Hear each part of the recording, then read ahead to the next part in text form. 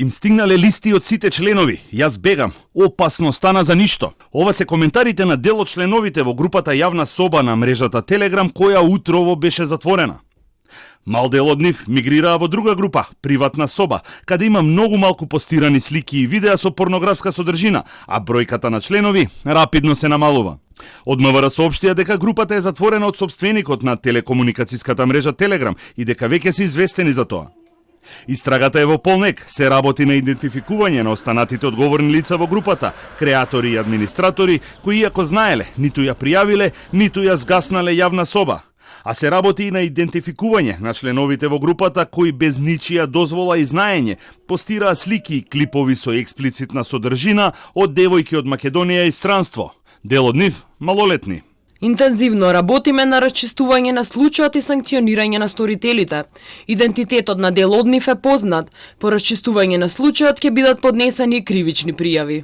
Полицијата потврди дека во овој случај имаат една пријава од родител чија малолетна ќерка завршила во групата и охрабрува сите кои се оштетени во случајот да не се двоумат и да пријават. До сега, за волја на вистината, имаме едно оштетено лице кој што се има пријавено како такво со неговиот родител и се работи за малолетно лице, заедно со присуство на неговиот родител, дошле во полициската станица и се наоѓа на друго подрачје, на друг сектор, не е во Север Скопје.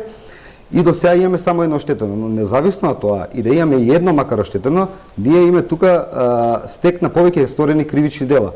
Обвинителството заедно со инспекторите од економски и компјутерски криминал и форензика денеска имаа средба на која се договорени насоките за следните чекори кои треба да се превземат за да се соберат што е можно повеќе докази. Оваа група постоеше веќе неколку месеци. Во септември е формирана на социјалната мрежа Инстаграм, од каде потоа се префрла на Вибер, каде е блокирана, за на крајот да заврши на Телеграм под името Бадијалџи и да прерасне во Јавна соба, каде се споделуваа слики и клипови со експлицитна порнографска содржина. Според МВР, вкупната бројка на лица кои во некој временски период биле членови, а потоа ја напуштиле, е над 11.000 лица. За сега се идентификувани двајца. Креаторот на групата под псевдонимот Медо, возрасен скопјанец, сопруг и родител, како и администраторот, чии иницијали, но и псевдоним се МП.